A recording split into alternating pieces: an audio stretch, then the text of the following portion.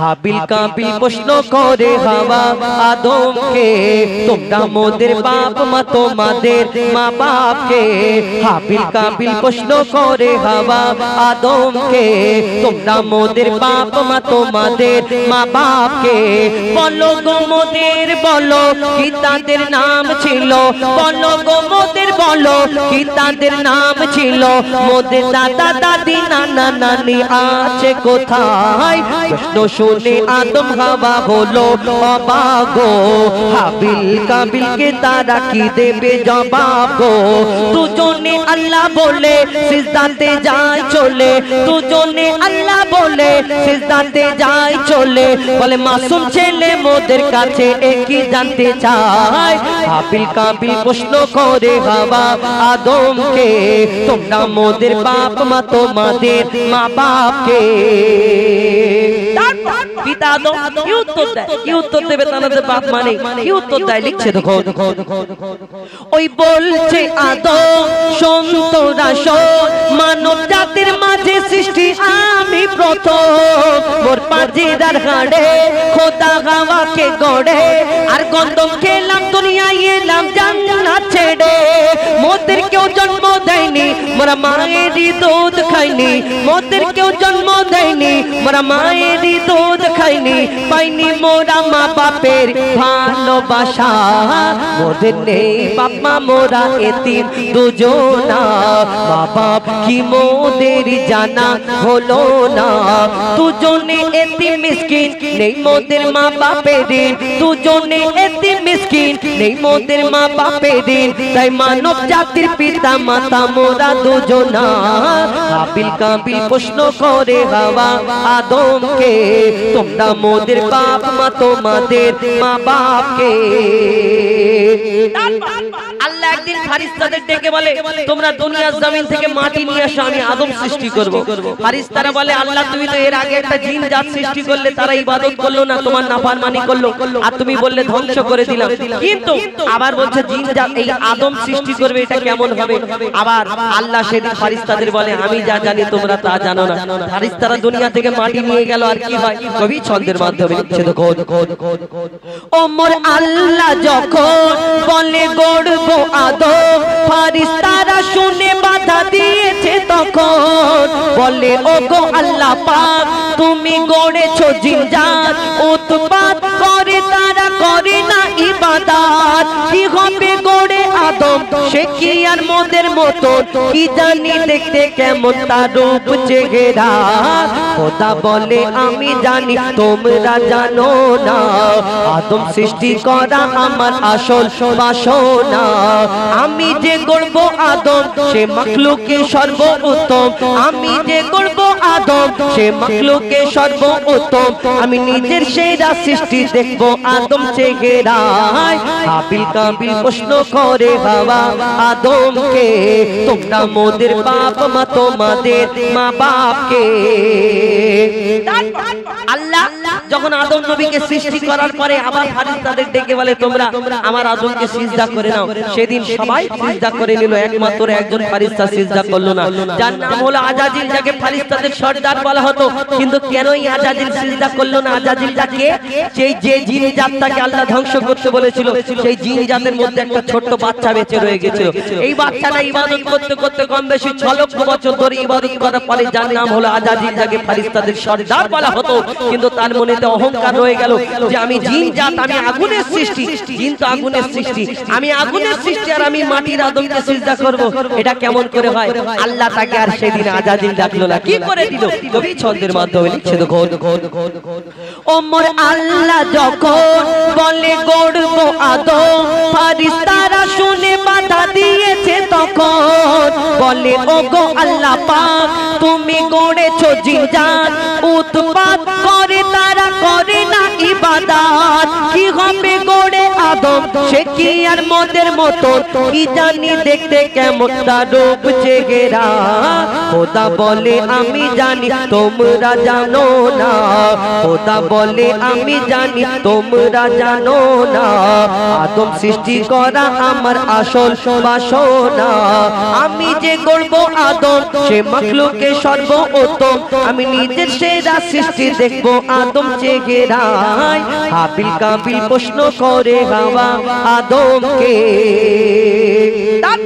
আল্লাহ যখন ফেরেশতাদের ডেকে বলে কি হয় তারপর লিখছে দেখুন শেষ কথায় দিল আল্লাহ আওয়াজ শোনো শোনো সব হাত দেখো আমার গড়া সৃষ্টির সেরা মাখলুকের তাজ এ মুর্শিদেরই আদম একে গড়েছি এমন সারা কায়নাতের জ্ঞান তার মাঝেতে গোপন আদমকে দোয়া করে নে তোরা সিজদা করে এ সুযোগ দিলে ছেড়ে পাবি অভিশাপ আজাজিল বলে আমি সিজদা দেব না আদমের থেকে আমি দামি খোদা কি জানে না সে শুনলো না খোদার কথা ঝুঁকলো না তার মাথা শুনলো না খোদার কথা ঝুঁকলো না তার মাথা সাথে সাথে আজাজিল শয়তান হয়ে যায় হাবিল কাবিল প্রশ্ন করে বাবা আদমকে তোমরা মোদের বাপ মা তোমাদের মা বাপকে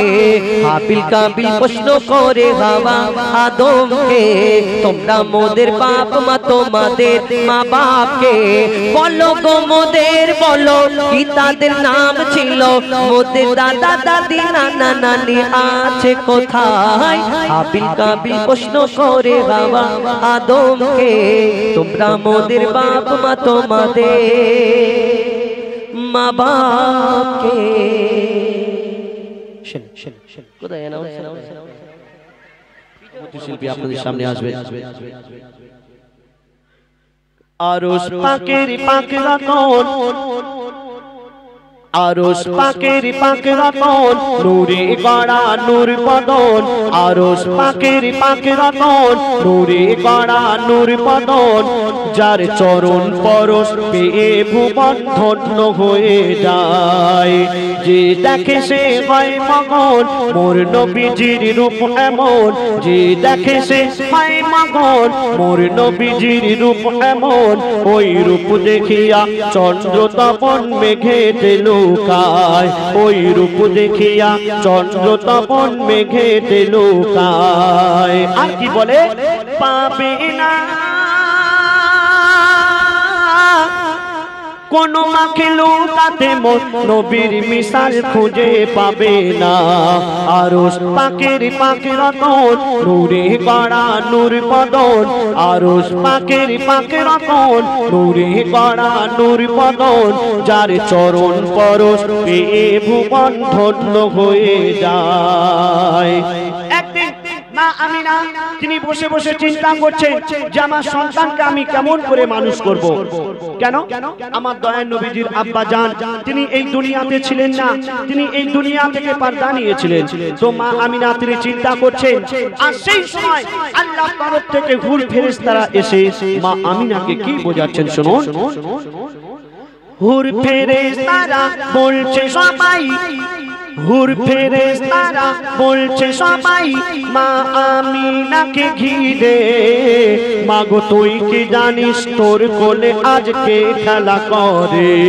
মাগো তুই কি জানিস তোর কোলে আজকে খেলা করে মোরা আপন ভেবে গোপন কথা মোরা আপন ভেবে গোপন কথা বলছি মাগো তোরে মোরে ও যদি দাস করবি না ফাঁস বল না কসম করে মোরে ও যদি দাস করবি না ফাঁস বল না কসম করে মাগো তোর মানিক হাসে যখন হুর ফেরেশতারা মা আমিনাকে বলছেন মাগো তোর মানিক হাসে যখন আল্লাহ ও হাসে ঠিক তখন মাগো তোর মানিক হাসে যখন আল্লাহ ও হাসে ঠিক তখন তোর লালের মনে লাগলে ব্যথা আরশ দুলে যায় তোর লালের মনে লাগলে ব্যথা আরশ দুলে যায় কেন পাবে না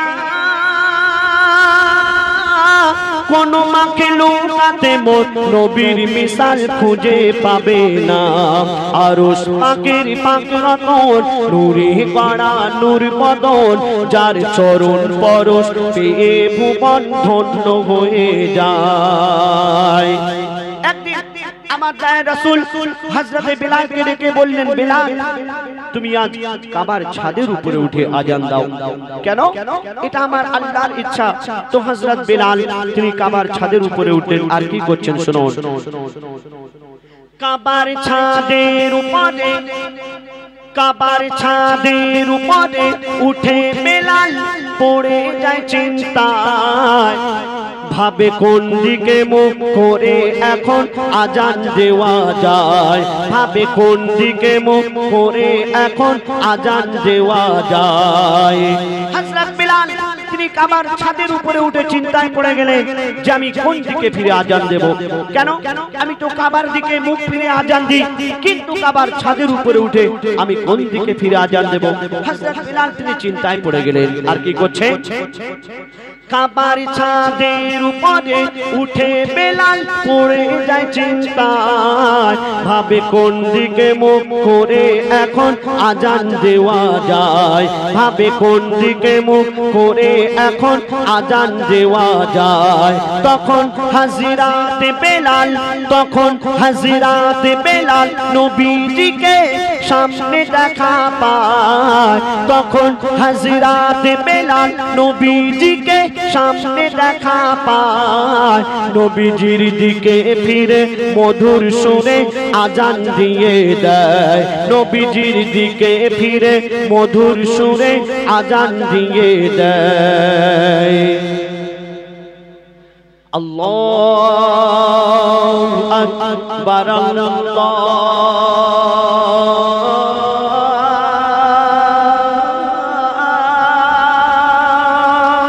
আকবার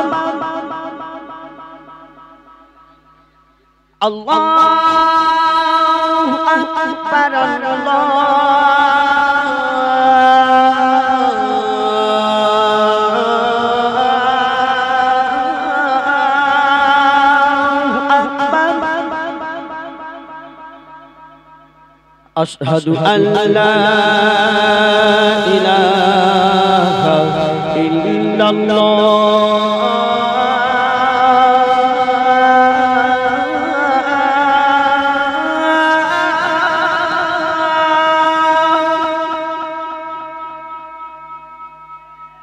أشهد أن محمدا رسول الله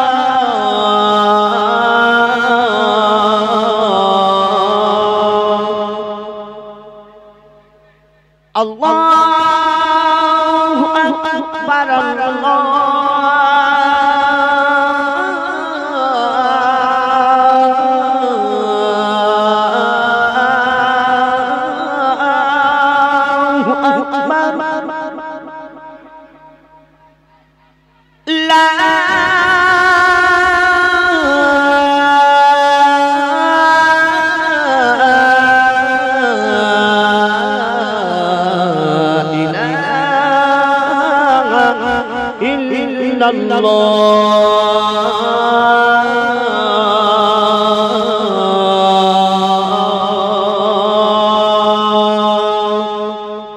হযরত বিলাল আমার নবীজির দিকে মুখ ফিরে আজান দিয়ে দিলেন আর আকাশ পানে তাকিয়ে কি বলছেন তুমি আজ সাক্ষী থেকো আল্লাহ হযরত বিলাল বলছে তুমি আজ সাক্ষী থেকো আল্লাহ রাসূল আল্লাহ আমার কেবলা তুমি আজ সাক্ষী থেকো আল্লাহ রাসূল আল্লাহ আমার কেবলা মোর কেবলার সাথে আল্লাহ গো মোর হাসর যেন হয় মোর কেবলার সাথে আল্লাহ গো মোর হাসর যেন হয়